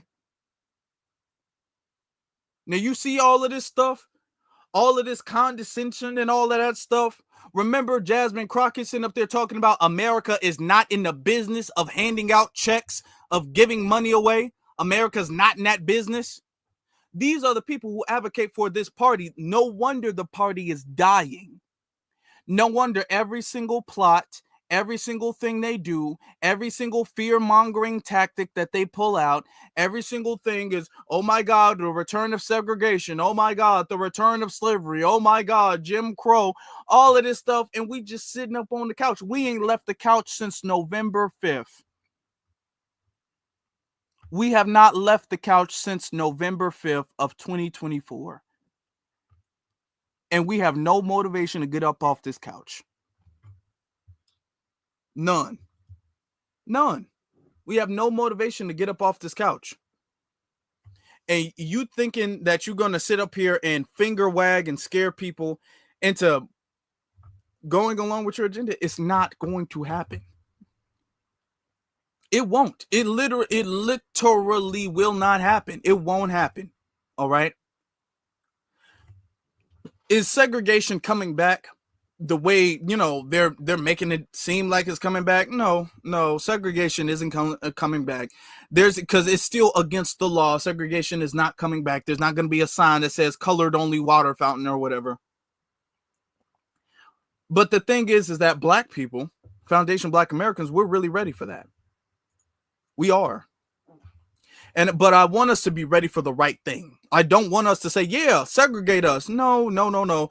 Because what that means is that they still have the control over the resources, and they can distribute the resources disproportionately. I want us to have this understanding. What we want is not segregation. What we want is to be independent and not reliant on outsiders in our communities. We want our own exclusive community. Okay. And we can build that up like Black Wall Street, and we can make this into what we need to make it into. Okay. But we're not legally segregated from participating anywhere. We pay taxes to the country that we built. So we should be able to go anywhere and do anything we want to do. We shouldn't be legally cut off because we're Black. We shouldn't want that part.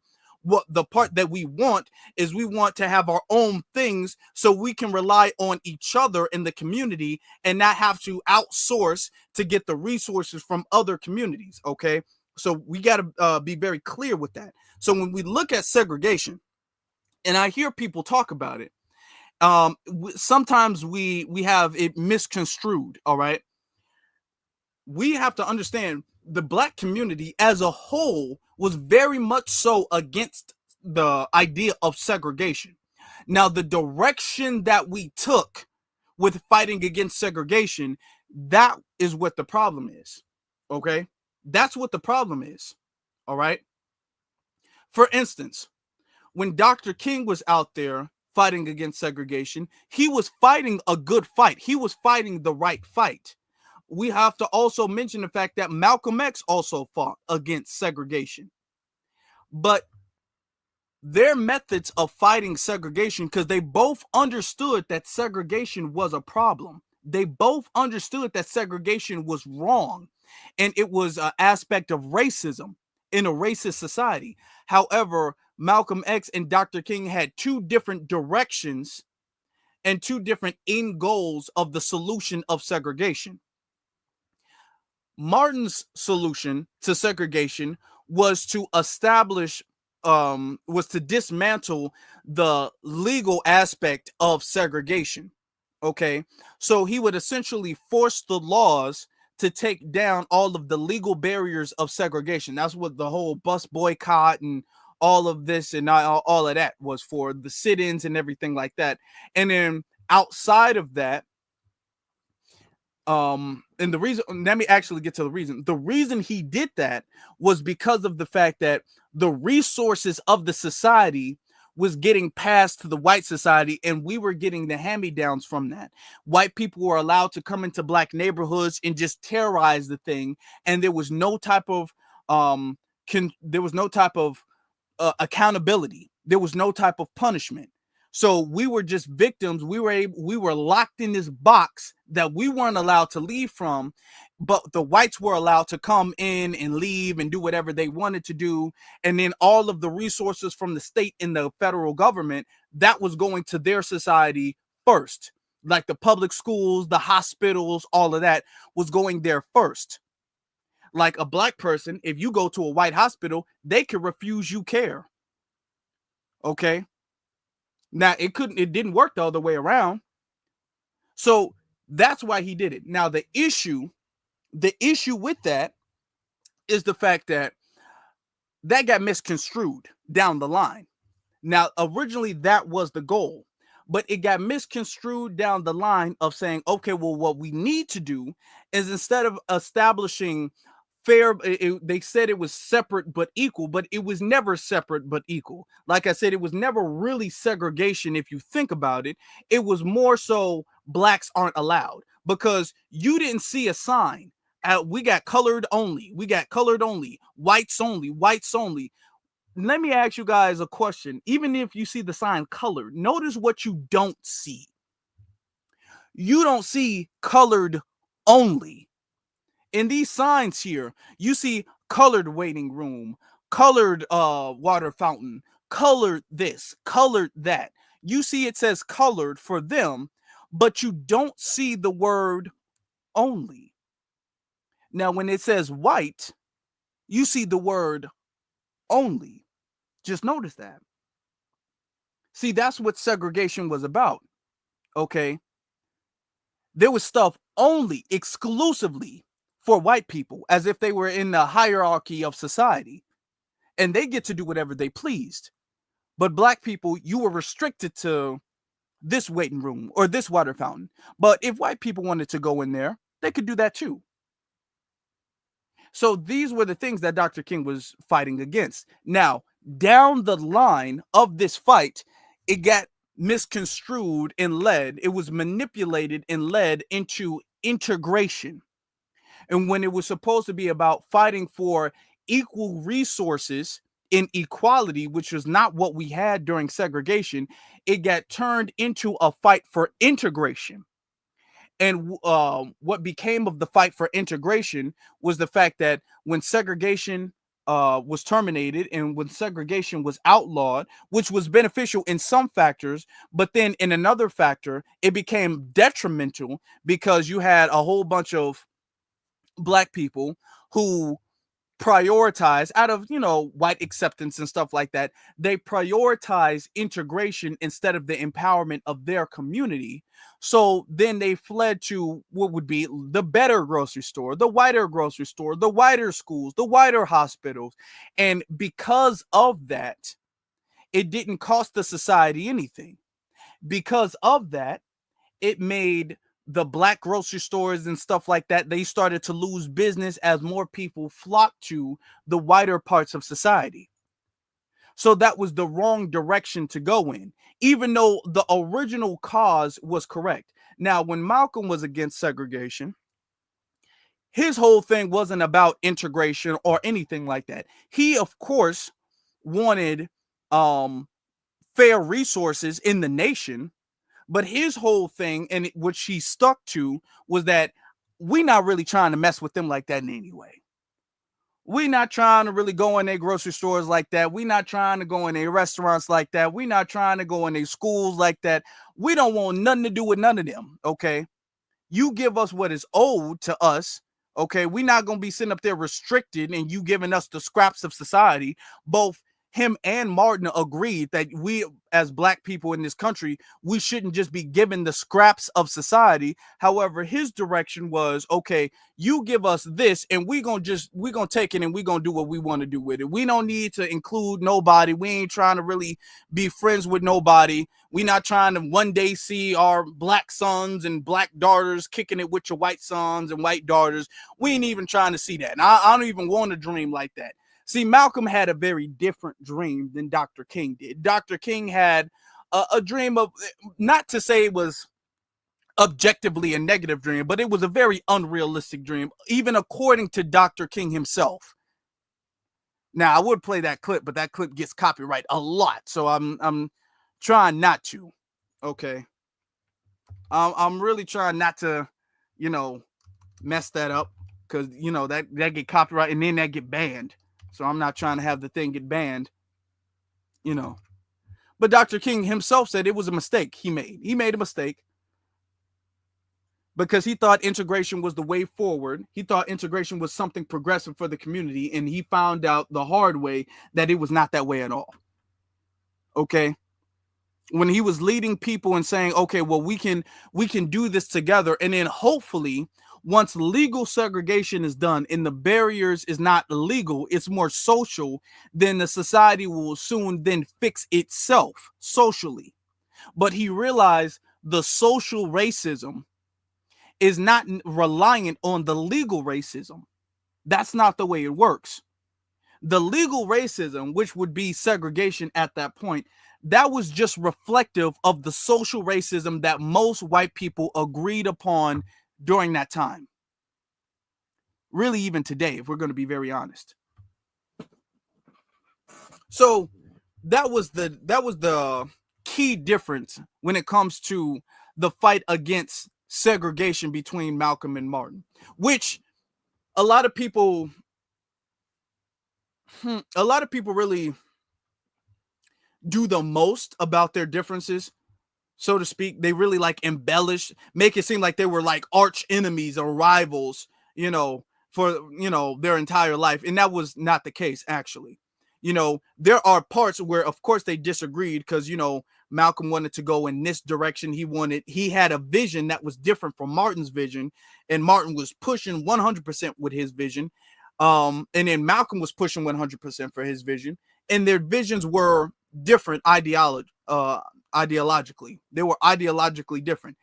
Martin's vision got compromised, and Martin acknowledged that. I'm not putting any bad words on it. This is something he admitted to. His vision got compromised, and they swayed it to, well, instead of separate but equal, how about we all just get in integration all together, and we can all go to the same stores, and we can all do the same things, and we can all, what I'm saying. And with that, which in principle is not a evil thing, but the thing is that with you not understanding the psychology of the system of white supremacy and how they work and operate, that is a bad thing when you understand that. But if you didn't understand that, you'd be all like, okay, well, so we cool. You can't legally discriminate against me. I can't legally discriminate against you. So we can do that or whatever. And then eventually, with proximity, and we got to work together legally, stuff will begin to heal. That was a very optimistic dream. That was an unrealistic dream. Malcolm had a completely different dream. I don't want to mess with none of them. I don't like them. They stink. They don't look good anyway. They're not very smart, not very bright. I don't want my kids talking to them. You know what I'm saying? Don't push my daughters on the swings and nothing like that. Don't touch them. I know your hands ain't washed. Just leave them alone. Leave me alone. I'm gonna leave you alone. I'm gonna have my own grocery store over here. I'm gonna have my own stuff over here. And this is what I think society today is really looking at, because a lot of Black people today is kind of looking at the result, because none of them were alive to really see the full effect and the result of integration. None of them were really alive to see that. But I think that now that the modern Black American are able to see the result of that, a lot of people are looking at Malcolm's solution like, yeah, I think that's where we should have been heading the whole time. And this isn't to disrespect Dr. King. This isn't to disrespect him. But because his dream was just so optimistic, it was able to get manipulated. Malcolm's dream wasn't as optimistic, at least for, I guess, the integration of society or the togetherness of society. His dream was different, okay? So his dream wasn't able to really get misconstrued or manipulated. And a lot, even it was manipulated. I see a lot of it being misconstrued as well too. Dr. King's his original agenda being kind of misconstrued. But you see, Martin was it was taintable. You could taint his dream originally. The older Martin, the younger one, you was able to kind of plant seeds to steer the ship a little bit in a different direction. You know what I'm saying? You were able to whisper in his ear like, hey, all white people aren't bad. You know what I'm saying? If we can all get along one day, I think we can all get along one day. And ideologically, Martin was more, receptive to that idea than Malcolm was. Malcolm was all like, I'm not even trying to get along with y'all. I'm not trying to, y'all talking about we can get along. No, we cannot, because I don't like you guys. I don't want to get along with you guys. You know what I'm saying? when we talking about the same issue, but we don't want the same result. I don't want to get along with y'all. I don't want y'all at my house. I don't want y'all in my park. I don't want, if I see y'all at my grocery store, I'm leaving. I know y'all be touching the fruits and stuff like that. Y'all don't use soap. I'm cool. I don't want nothing to do with none of y'all. Okay. Now I'm not going to tolerate being mistreated and us being sanctioned off, and we got to get to the back of the train or something like that. Even though we built the train, now we got to get to the back. We ain't for all of that now. We really for a self-sufficient, independent community where we can rely on ourselves the same way other communities are allowed to rely on themselves. So that was really his mindset. But I want you to understand, and I'm saying all of this to say, to really home in on the fact that both Malcolm and Martin viewed segregation as something that was problematic and needed to be dismantled. So going forward, what we want as a society, is we want to be able to, the same way the small hat community, the same way Chinatown, the same way all of these other ethnic communities can just essentially rely on their own economic businesses, the way Dr. Claude Anderson talks about, the same way they can do that, we should be able to do that ourselves. Well, we can have a black-owned bank, a black-owned grocery store, a black-owned restaurant, a black-owned business, with black-owned insurance, with a black-owned car dealership, with a black-owned gas station, with a black-owned this, a black-owned that, a black-owned this, a black-owned that. We can have everything, and we can rely on each other economically, and we can have power economically and socially, even though we're socially pretty much still segregated for the very most part. We're still socially, the majority of us still socially segregated, especially culturally segregated, but economically we are too reliant on this other community. So we don't want to be reliant on their community. We want to have our own independence. So when we understand exactly what we want, we can get there, but we have to think about our feelings. We feel we want something, but we really got to think about it. Because just because you feel some way don't mean you just jump out there. You got to put it out on the table. You got to write it out, and you got to really think about, okay, this is the good part. This is the bad part. We don't want to bring the bad part back. We want to bring the good part back. So if we want to focus on the good part, let's ignore the bad part. So let's talk about separation and independence and community independence than segregation, legal segregation. Because, you know what I'm saying? Even though we ain't going to be trying to drink after their stuff anyway. And to be totally honest, they would rely more on, the dominant society would really rely more on our integration than we would. If we were to be legal, be honest, if we were to be legally segregated, they would be at more of a loss than we would be. They need our work. They need our creativity. They need our intuition. They need our dollar. They need all of this stuff. So ultimately speaking, they would be at a bigger loss, but we would not be in a position that we would think we should be in, because we're not asking for the right thing. And that's what Dr. Claude Anderson was talking about.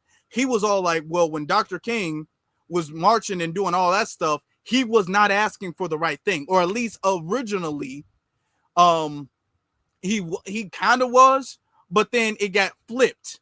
So the whole integration, that's not asking for the right thing. Now, later on down the line, when Dr. King was talking about reparations and he did start asking for the right thing, then you had, J. Edgar Hoover and the COINTELPRO. They was all like, okay, we got to take him out. Now, he asking for the right. When he was asking for the wrong thing, you know what I'm saying? We could keep him around. But now he asking for the right thing. We can't have any Negro leaders asking for the right thing. We got to get rid of them. They got to go. So that's what happened to him. Let me get to some of the super chats real quick. All right. Let me get to our beloved sister Stephanie says, we're not falling for the fear-mongering BS. The Democrats can have several seats. Yeah. We not tripping. And since Trump has gotten in office, they want us to lose our minds over something, and we just not going. We just not. We not tripping over nothing. We really cool. And it's making them look bad. Hold on, let me get back to this point. It's making them look bad because instead of talking about how the party can change and improve, they're talking about how bad the Republican Party is. Instead of, hey, we really had a sit down moment. We really had to think about what our party did wrong and what we need to do to improve. And we've come to you guys as a damn near new party, and we've come to you guys with a whole bunch of improvements. And this is what we're going to do. This is our agenda going forward. We're going to stop doing this. We're going to start doing this. They're not doing that. All they're doing is saying, hold on, that's bad. He's bad. He's bad. He's bad. Everything he's doing is bad, is bad, is bad. That's not going to work. That's not going to work because that's not making the Democratic Party look good. That's the problem, because they don't control the narrative anymore. Now, let me get you our the mod, Nisi. Shout out to Nisi again. She says, just my opinion, the dominant society are beyond pissed and baffled by FBA silence and non-participation in progress. I agree. A lot of them are just scratching their head. They don't know what's going on. They really don't. They don't really understand. They can't really comprehend. Like, hold on. 5 years ago, 10 years ago, you couldn't keep these Negroes out the street. Now, all of a sudden, they own the couch and they don't want to leave nowhere. There ain't nothing we can do to get them outside no more. You know? So a lot of them, yeah, they're pissed and they're baffled because they were able to manipulate us emotionally, and they can't do that no more. And they just didn't see it coming, at least not this fast. Jacoby says, he says, the disrespect that Roland Martin does to the black community is treacherous. He needs to be punished. Be put in a be put on a treadmill. Oh, that's a punishment. That is a punishment. Be put on the treadmill. Have the treadmill go up. Have it incline. Have it be an incline treadmill. Oh, Lord. An incline treadmill. Lord have mercy. He says, the grassroots is not playing with these sellouts fail to read the room. Oh, yeah. They are. Thank you, Jacoby. And what's interesting about that is that even if I pull this back up, even the girl, I don't know who she is, but even she was all like, okay, we're gonna have when are we going to finally acknowledge the fact that, yeah, there are black people. This woman right here, hold on. Oh no, let me make it. Hold on, right here. And she acknowledged the fact that, hey, yeah, we're going to have to acknowledge the fact that black people ain't going. We're going to have to acknowledge the fact that you can talk about the removal of this, the removal of that, the removal of this, the ban of this, the return of that. But if black people feel as if these programs and these initiatives aren't benefiting them, if they're not seeing that on their daily life, then we're just talking to a microphone, which is essentially what she said. She's saying, like, yeah, we can talk about the end of DEI, but if black people don't feel like DEI is helping them, then what is talking about the end of DEI going to scare? Who is that going to scare? The end of DEI. Well, you can talk about the end of affirmative action, but if black people feel as if affirmative action is not benefiting them, who is the end of affirmative action? Who is that going to scare? We're sitting up there talking about everybody press the panic button, and nobody is scared. You only can have the panic button if people are scared, if people feel like they need this stuff.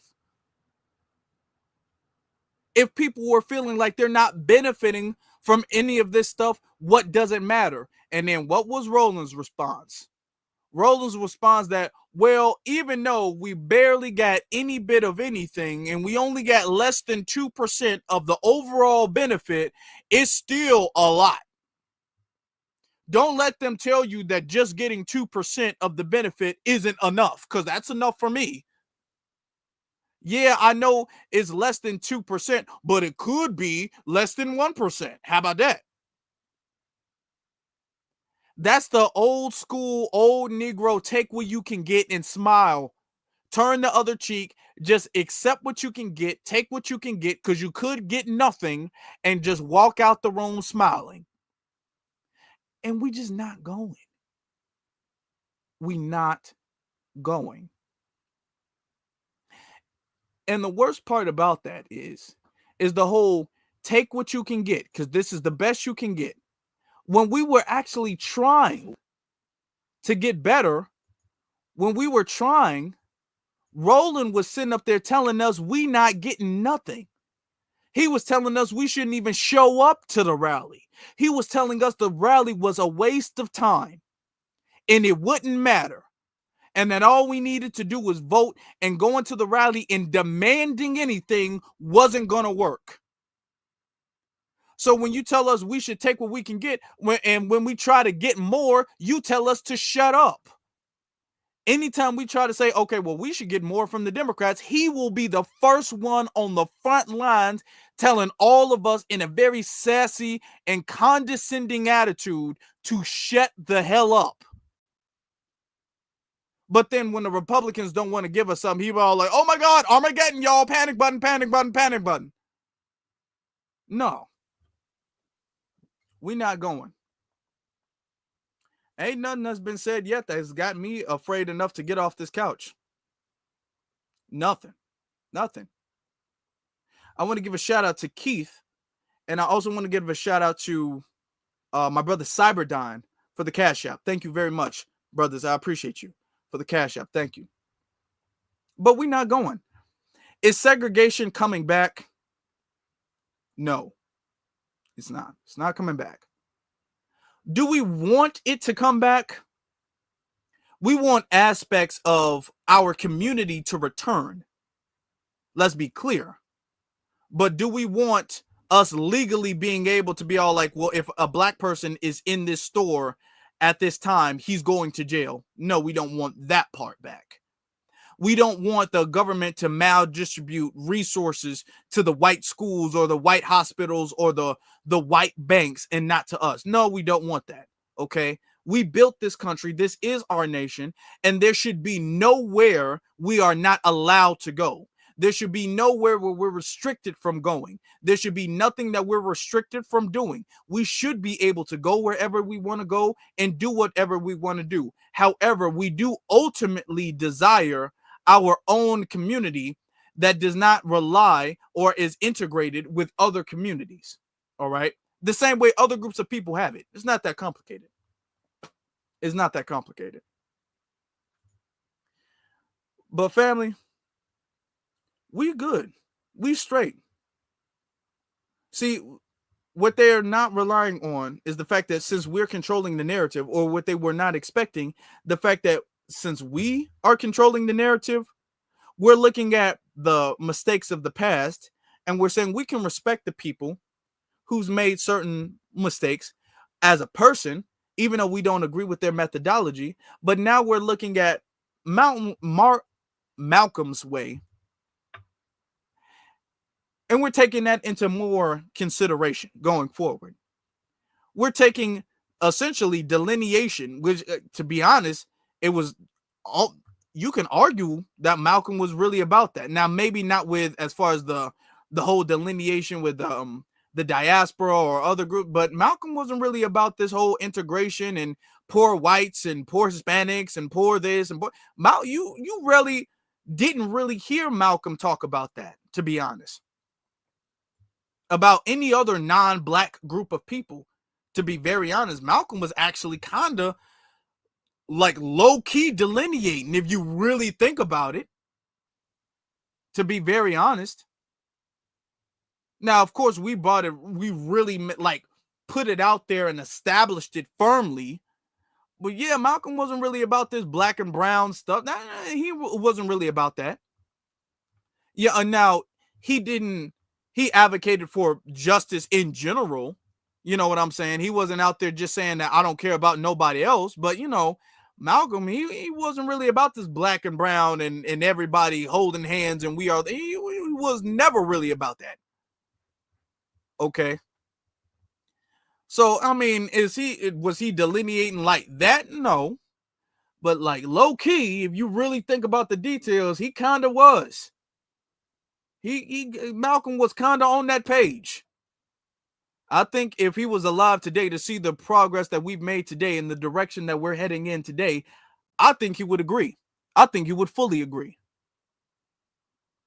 But much respect to him and to Reverend Dr. Martin Luther King, who, when he saw like, hey, this integration thing, this ain't working out. Let's actually get some reparations, because I'm seeing what y'all giving to these immigrants, the Homestead Act and all that other stuff. I'm seeing what y'all giving to them, and y'all ain't giving us nothing. But y'all say we can eat at the same lunch counter. I'm cool with that. The very second Martin Luther King says, you know what, I'm cool with all this integration thing, they all like, oh no, somebody get the sniper. All right, yep, man, that his time is up. He asking for the right things now. Somebody get the sniper now. So, that's what happened, and we have to be aware of the history of that. But family, what we want, and I think the dominant society is shook by the fact that this is what we want. What we want is to be separate, really this time, separate but equal. Really. That's really what we're asking for. That's really what we want. The same way everybody else has it. And we're not going to stop until we get it. I want to thank every single last one of you all for being with us this evening. We started off late. I'm not going to keep this a habit. I just came home a little bit later than I expected, but sometimes things happen. All right. But you guys have been locked in with me the entire time. It's Monday night. Y'all got to go to work tomorrow. Y'all got to go to school tomorrow, but y'all still locked in with me. So I greatly appreciate every single last one of you all. Thank you so very much. Thank you to everybody watching live, everybody watching on the playback, everybody in the Cash App, everybody in the super chat. Thank you so very much, family. Black first to every single last one of you all. Y'all have a good one and y'all stay blessed.